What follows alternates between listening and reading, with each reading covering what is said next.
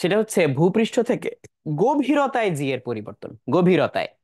So এটার যে মূল অ্যাকচুয়াল থিওরিটা শেল থিওরেম, যেটা সচরাচর বিভিন্ন জায়গায় পড়ানো হয় না বা একটু স্কিপ করা হয়, ওইটা পরের দিন তোমাদের বিস্তারিত পড়াবো ইন্টিগ্রেট করে করে।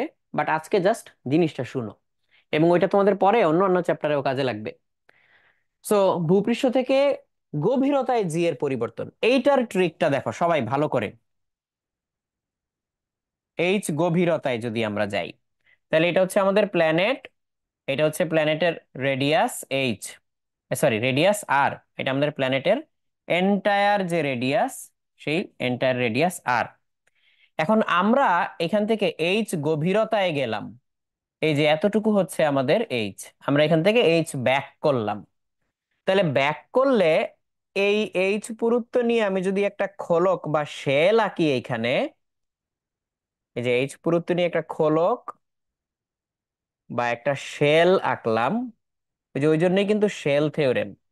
তাহলে আমি কোথায় আছি? আমি এইখানে আছি। ছবিটা আমার নিজেরই পছন্দ হচ্ছে না, কারণ গোলগুলা ঠিক হয় নাই। 1 মিনিট টাইম দাও, আমি আবার আঁকি। তাহলে এটা হচ্ছে আমার সেন্টার, সেন্টার। এইটা হচ্ছে আমাদের আর, এই পুরাটা, এই পুরাটা হচ্ছে আর, আর এইটুকু হচ্ছে আমাদের এইচ। তাহলে আমরা কোথায় আছি? আমরা আছি হচ্ছে এই যে এইখানে, এই জায়গাটায় আছি।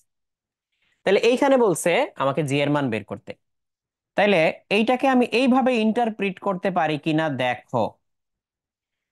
আমরা যে ভূপৃষ্ঠ থেকে এইচ গভীরতায় আছি, আমি বলতে পারি না আমি আর মাইনাস এইচ ব্যাসার্ধের একটা প্ল্যানেটের পৃষ্ঠে আছি, আর মাইনাস এইচ ব্যাসার্ধের একটা প্ল্যানেটের পৃষ্ঠে আছি, এটা বলতে পারি।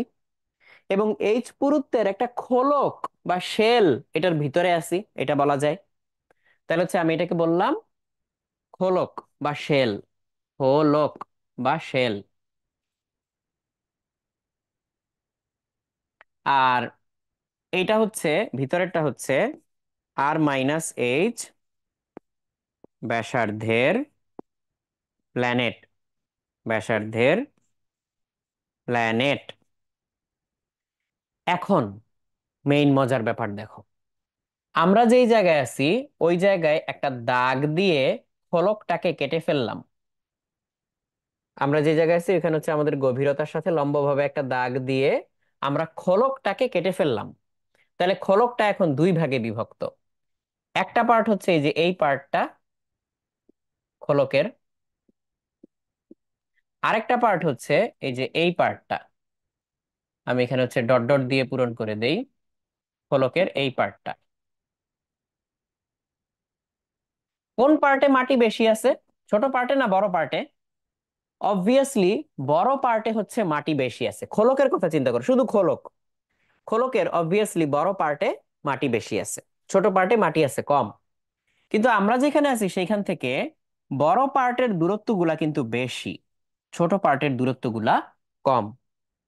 তাহলে এইটুকু হচ্ছে খোলকের, মনে করো এ পার্ট, আর এটা মনে করো খোলকের বি পার্ট।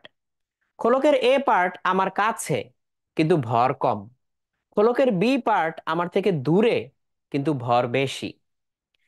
শেল থিওরেম থেকে পরের দিন আমরা দেখাবো যে একটা খোলকের ভিতরে যখন কেউ থাকে তখন তার উপরে এই পাশে এ এ পার্ট যতটুকু আকর্ষণ করে, এই পাশের বি পার্ট তাকে উল্টা দিকে ততটুকু আকর্ষণ করে, ফলে কাটাকাটি হয়ে যায়। তাইলে এই বস্তুটার উপরে এম ভরের যেই বস্তুটা, সেই এম ভরের বস্তুর উপরে খোলকের এ এবং বি অংশের টানাটানি ক্যান্সেল হয়ে যায়। তাইলে এম ভরের বস্তুর উপরে, এম ভরের উপর খোলকের আকর্ষণ, আকর্ষণ শূন্য হয়ে যায়, আকর্ষণ শূন্য হয়ে যায়। তোমার জন্য এটা বোঝাটা আরো সহজ হবে যদি এইভাবে বলি, ভিতরের প্ল্যানেটটা বাদ দাও, শুধু খোলকটার কথা চিন্তা করো। আমরা যদি কেন্দ্রে থাকি তাহলে হচ্ছে সমস্ত দিকের মাটি আমাকে সমস্ত দিকে সমান বলে আকর্ষণ করে, তাহলে সব মিলায় শূন্য। আর যদি আমরা ভিতরের এই খোলক, ভিতরের এই গোলকটা বাদ দাও, খোলকের কথা চিন্তা করো, যদি কেন্দ্রে না থেকে এরকম কোন এক জায়গায় থাকি, তাহলে এক পাশের মাটি কম ভর কাছে দেখে বেশি টানে, আরেক পাশের মাটি বেশি ভর বেশি টানার কথা কিন্তু দূরে দেখে ওইটার সমান টানে। তাহলে এইভাবে ক্যান্সেল আউট হয়ে যায় এ আর বি এর আকর্ষণ এটার উপরে। তাহলে এম ভরের উপরে খোলকের আকর্ষণটা শূন্য হয়ে যায়। তাহলে খোলকের ভিতরে আমি যেই পয়েন্টেই থাকি না কেন, খোলকের কোনো প্রভাব আমার উপরে নাই। তাহলে আমার উপরে শুধু প্রভাব আছে কার? এই ভিতরের প্ল্যানেটটার। তাহলে ভিতরের প্ল্যানেটের ভর কত? এই ভিতরের প্ল্যানেটের ভর আমি ধরে নিলাম এম প্রাইম। পুরা প্ল্যানেটের ভর কত? Capital M.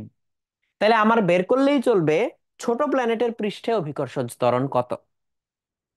সেটাই হচ্ছে এইচ গভীরতায় জি এর মান। তাহলে এইচ গভীরতায় জি এর মানকে আমরা জি মাইনাস এইচ দিয়ে লিখলাম। তাহলে এটাকে লেখা যাবে ছোট প্ল্যানেট, তার মানে হচ্ছে আর মাইনাস এইচ ব্যাসার্ধের ছোট প্ল্যানেট এর পৃষ্ঠে পৃষ্ঠে জি এর মান, পৃষ্ঠে জি এর মান। তাহলে সেটা কত একটু দেখি। তাহলে এটা হবে হচ্ছে ছোট প্ল্যানেটের ভর ডিভাইডেড বাই ছোট প্ল্যানেটের রেডিয়াস স্কয়ার। কিন্তু ছোট প্ল্যানেটের ভর কত এটা কি আমরা জানি? হ্যাঁ জানি। কেমনে জানি? আমাদের পুরা প্ল্যানেটের ডেনসিটি কত? পুরা প্ল্যানেটের ডেনসিটি হচ্ছে পুরা প্ল্যানেটের ভর ডিভাইডেড বাই পুরা প্ল্যানেটের আয়তন, এটা হচ্ছে ডেনসিটি। তাহলে ছোট প্ল্যানেটের ভর কত হবে? সেই একই ডেনসিটি ইনটু ছোট প্ল্যানেটের নিজের আয়তন। এইটা, এটা হচ্ছে ছোট প্ল্যানেটের আয়তন, তাকে ঘনত্ব দিয়ে গুণ করলাম। এই ঘনত্বের মানটা এখানে বসায় দাও। তাহলে এই ঘনত্বটা হচ্ছে M divided by 4/3 pi capital R cube. এখানে হচ্ছে 4/3 পাই আর মাইনাস এইচ কিউব। তাহলে এবার 4/3 পাই 4/3 পাই কাটা। তাহলে M into R minus H cube by R cube এইটা আসে। তাহলে এটা হচ্ছে আমাদের ছোট প্ল্যানেটের ভর, সেইটাই আমরা এখানে বসাবো। তাহলে হচ্ছে G divided by R minus H square, এটা তো ছিল, আমরা এইটা এখন বসাবো। ক্যাপিটাল এম, এদিকে হচ্ছে R minus H whole cube divided by R cube এইটা। তাহলে আমরা কিন্তু পেয়ে গেছি আমাদের যা পাওয়ার। কি পাইছি দেখো তো? আমরা পাইছি এটা এটা কাটাকাটি করে জি এম, এখানে আর কিউব ছিল না, আমি এখানে শুধু আর স্কোয়ার রাখলাম। তাহলে কি আরেকটা আর থেকে গেল? আর এখানে কি আছে? স্কোয়ার আর কিউব। তাহলে একটা হচ্ছে আর মাইনাস এইচ, এইভাবে লেখা যায়। এরকম ভাবে আমি এটাকে ফরম্যাটিং করলাম। করলে কি সুবিধা? G M by R square তো পৃথিবীর পৃষ্ঠের জি, অর্থাৎ শুধু স্মল জি যেটা সেইটা। তাহলে এখানে আর দিয়ে কাটাকাটি করো, থাকে 1 - এইচ/আর। আরে এই ফর্মুলাটা পরিচিত লাগতেছে না?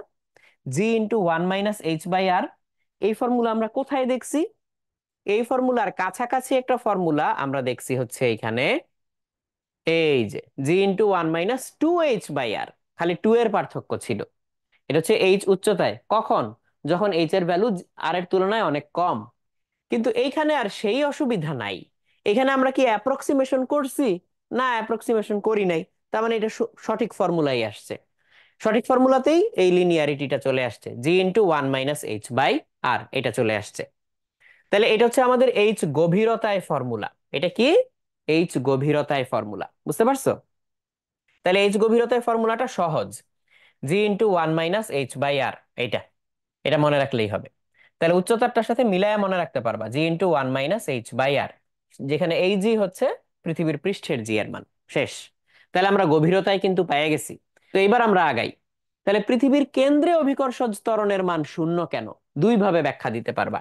একটা হচ্ছে G - এইচ এর ভ্যালু হচ্ছে G × 1 - এইচ/আর। তাহলে কেন্দ্রে মানে হচ্ছে পৃষ্ঠ থেকে এইচ, এইচ দূরত্বে এইচটাই হচ্ছে আর, কেন্দ্রে এইচ ইকুয়ালস আর। তাহলে হচ্ছে G - এইচ হচ্ছে G × 1 - আর/আর। তাহলে শূন্য হয়ে যায় এখানে, শূন্য। আর আরেকটা ব্যাখ্যা হচ্ছে, তুমি যখন কেন্দ্রে যাবা, এটা হচ্ছে ফিজিক্যাল ব্যাখ্যা, কেন্দ্রে গেলে সব দিকের মাটি তোমাকে সব দিকে সমান বলে আকর্ষণ করবে। তাহলে বলের লব্ধি শূন্য, বলের লব্ধি শূন্য, বলের লব্ধি শূন্য। তাহলে কোনো ত্বরণ হবে না। তাহলে কেন্দ্রে অভিকর্ষজ ত্বরণ জিরো হবে। ডান। দুইভাবেই তুমি বলে দিতে পারবা।